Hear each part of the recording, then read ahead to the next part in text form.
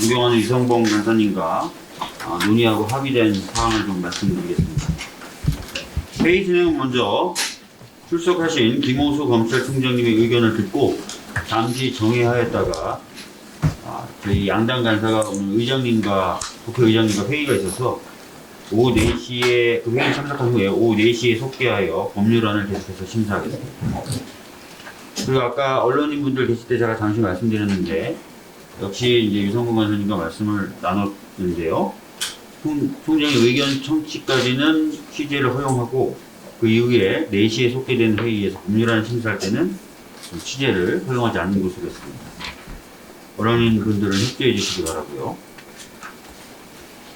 그리고 원칙적으로는 지금 김호수 총장님의 의견만 듣고 특별한 질의응답은 하지 않는 것으로 그렇게 정리가 됐다는 점을 말씀드리겠습니다. 그러면 김호수 검찰총장님의 의견을 듣도록 하겠습니다.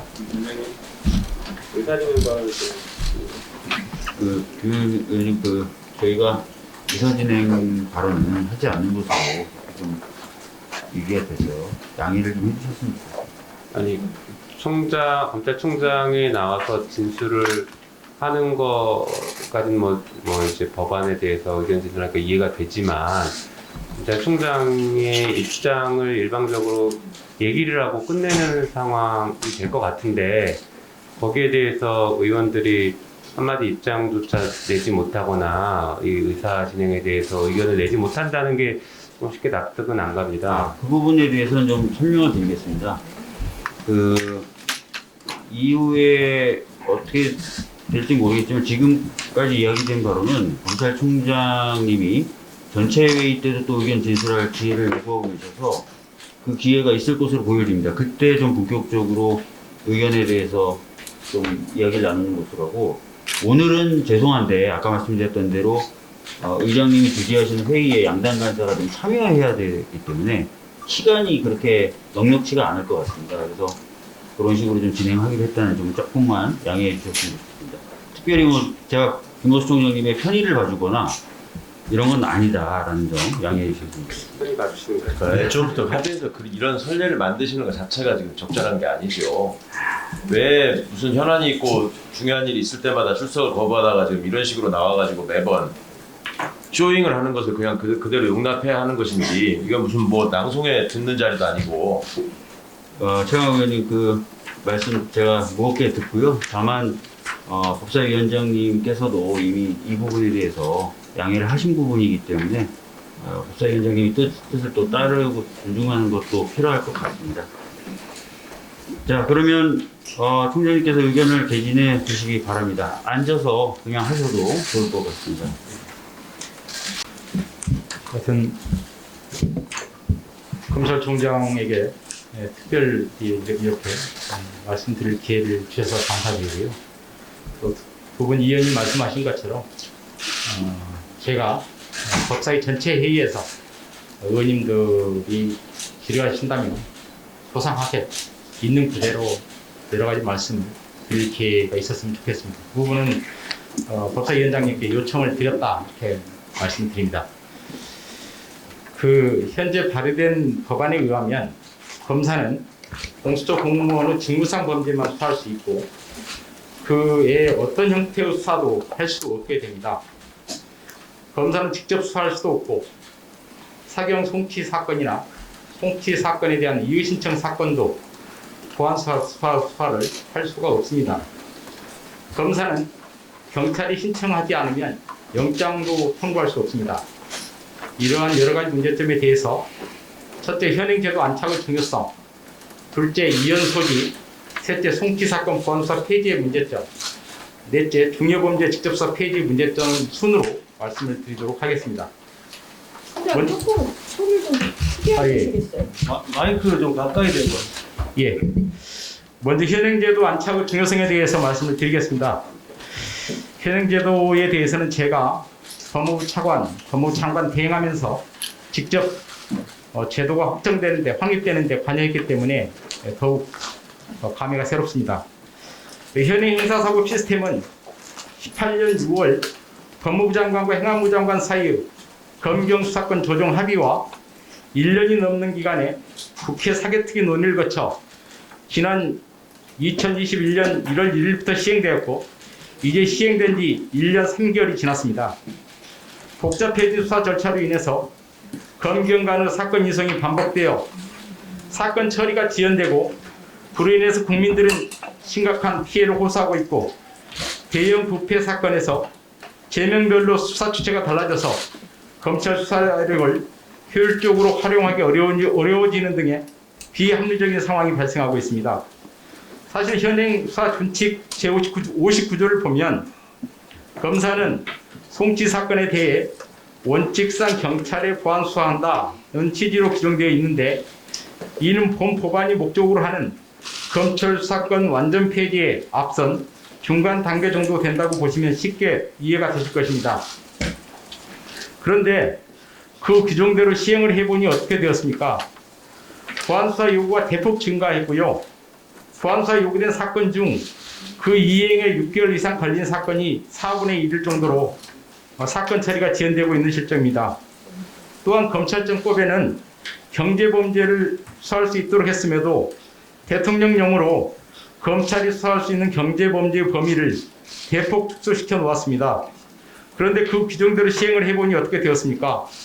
과연 국민들께서 원하시는 대로 부패범죄 수사가 효율적으로 진행되었습니까? 제명별로 사건이 검찰과 경찰이 흩어져 제대로 수사하기가 어렵습니다. 검찰 수사권 폐지의 중간 단계라고 할 수 있는 현 형사사법 제도에서 이와 같은 문제점이 드러나고 있어서 제가 취임한 이후 그 문제점들을 시정하기 위해 최선을 다해왔습니다. 그런데 1년밖에 되지 않은 시점에서 검찰 사건을 전면 폐지하려는 것은 상처를 더 곪게 하는 것이다 이렇게 생각합니다. 검찰 개혁을 계속 진행한다고 하더라도 지금은 시행 중인 현 제도에 안착해 법원, 검찰, 경찰, 법조계 등 유관기관이 합심해서 총력을 기울여야만 할 상황이라는 점을 분명히 말씀드립니다. 둘째, 법률안 및 개정 절차 진행의 이연성에 대해서 말씀드리겠습니다. 자료를 한 장짜리 자료를 드렸는데요. 재헌헌법 이후 4.19 이전 헌법들은 영장 청구권자를 수사기관으로 규정하고 있었습니다. 그리고 형사법에도 수사기관에는 검사와 사법경찰관이 모두 포함되어 있었습니다. 4.19 이후 경찰의 인권 침해 사례들에 대한 반성으로 영장 청구권자를 검사로 한정하는 것으로 헌법이 개정되었고 이에 따라 형사법상 검사는 수사의 주재자라고 하고 사경은 검사의 지휘를 받아 수사하도록 명시하였습니다.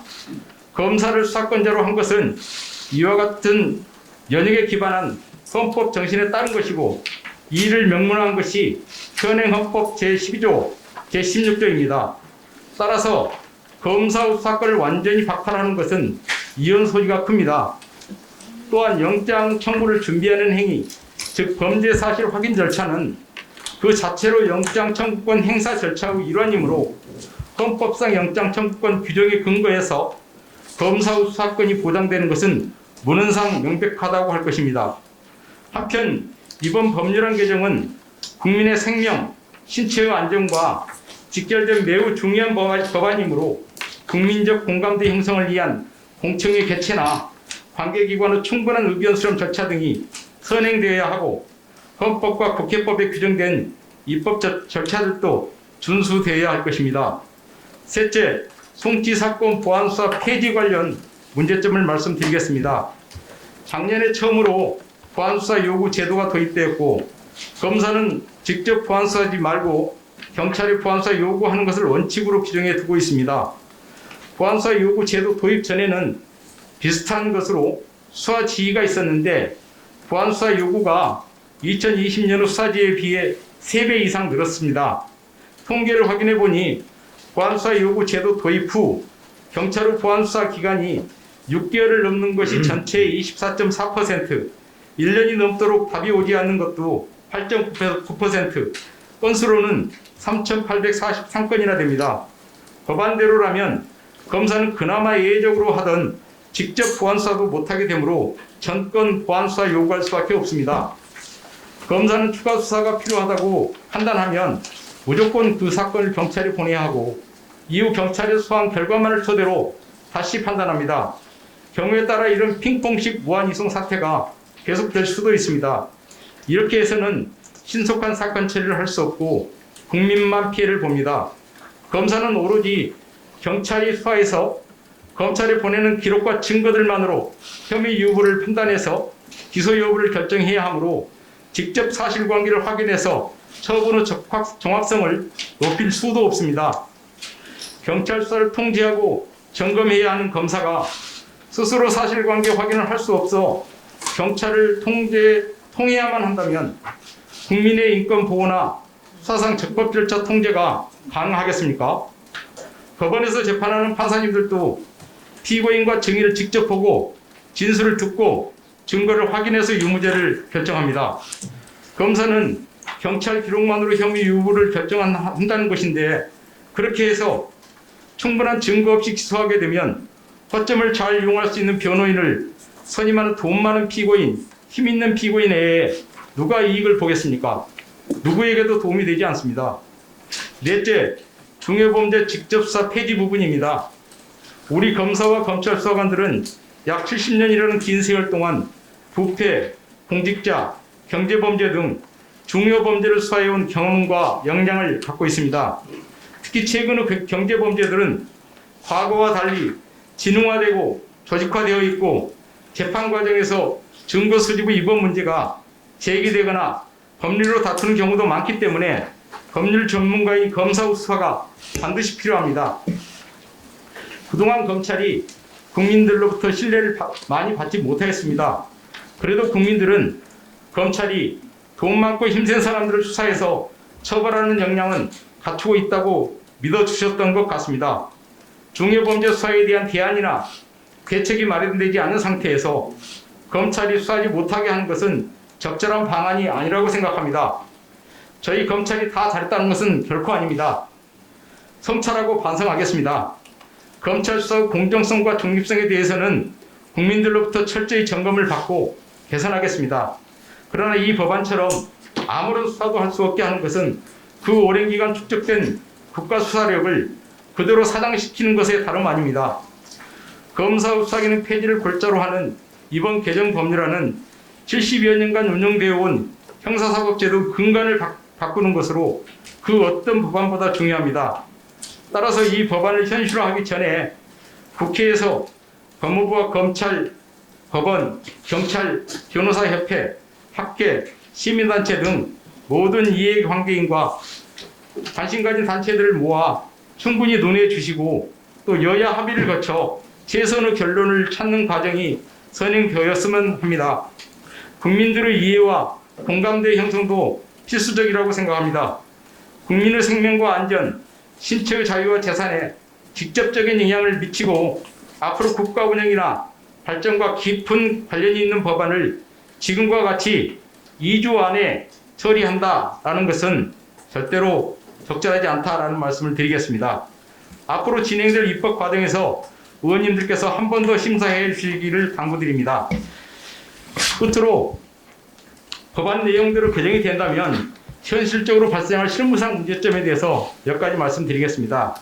검찰 사건을 전제하고 있는 법률들이 다수 있습니다. 이 법률 시행 전에 그 법률들을 모두 개정하지 않으면 큰 혼란이 발생할 수 있습니다. 예를 들어보겠습니다. 최근에 국회에서는 스토킹 처벌법도 제정하고 성폭력 처벌법 등도 개정해서 범죄 피해자와 사회적 약자들을 위한 좋은 제도를 많이 마련해 주셨습니다. 그런데 이런 법률들은 피해자 보호를 위해 전문 검사를 지정해서 피해자 조사를 하도록 하거나 피해자를 위한 각종 보호 조치를 할 책무를 그 사건을 수사하는 검사에게 부여하고 있습니다. 법안이 통과되면 검사는 단지 수사 기능을 잃게 되는 것에 그치는 것이 아니라 이를 전제로 한 법률상의 인권 보호 책무도 할 수가 없게 됩니다. 법안의 다른 중요 문제점도 핵심적인 것만 몇 가지 말씀드리겠습니다. 법안은 검찰의 구속기간을 현행 10일에서 최대 20일로 늘리고 검사 구속기간은 현행 20일에서 최대 10일로 줄이고 있습니다. 경찰의 독자적 구속기간을 늘리는 것은 국민의 인권 보호에 역행하는 입법 방향입니다. 법안은 사법경찰관이 긴급 압수수색 후 사후영장을 발받을 때 영장 청구권자를 검사가 아닌 사법경찰관으로 규정하고 있습니다. 헌법은 영장 청구권자로 검사만을 규정하고 있어 이 해당 조문은 헌법에 입에될 소지가 있는 것이 아닌가 생각합니다. 또한 법안은 검사가 구속 취소나 구속 집행 정지를 할 수 없도록 하고 있습니다. 이 부분 역시 중대한 입법상 문제가 아닌가 생각합니다. 감사합니다. 총장님, 저는 총장님이 검찰을 대표해서 이렇게 나와서 말씀하신다길래 오늘날 검찰이 왜 이렇게 국민들로부터 신뢰받지 못하고 이런 상황이 왔는지에 대해서 한마디 사과나 반성이라도 하실 줄 알았어요. 거기서부터 시작할 줄 알았어요. 한마디 사과 반성도 없이 지금 이게 뭐 하시는 겁니까? 총장님 취임하신 지 1년 정도 지났는데 그동안 뭐 하셨어요? 국민들로부터 신뢰받을 수 있는 어떤 조치를 취했습니까? 검찰이 이렇게 지금처럼 국민들로부터 불신받고 검찰개혁 해야 된다라고 국민들이 거리에 나서고 있는 동안 뭘 했습니까?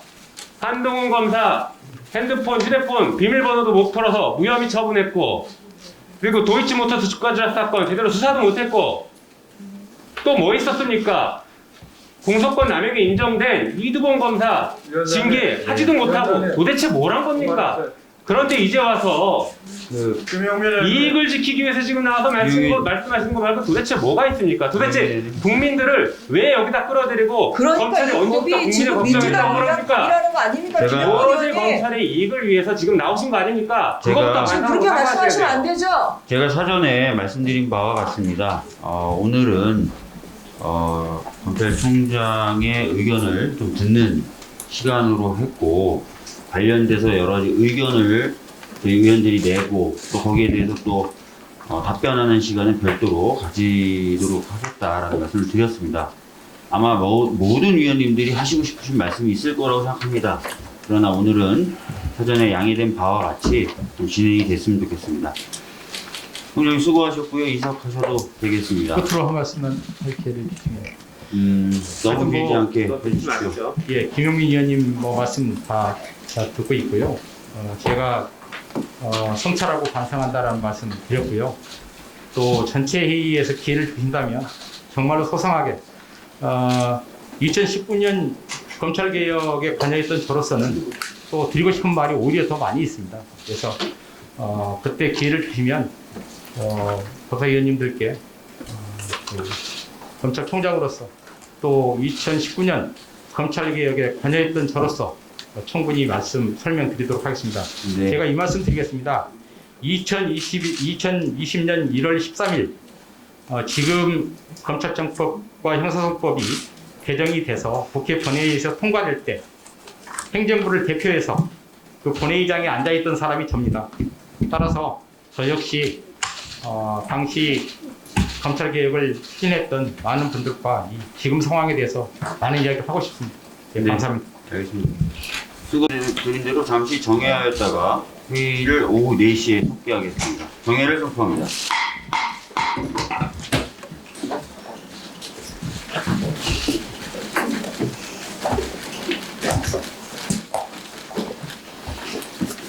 아이고.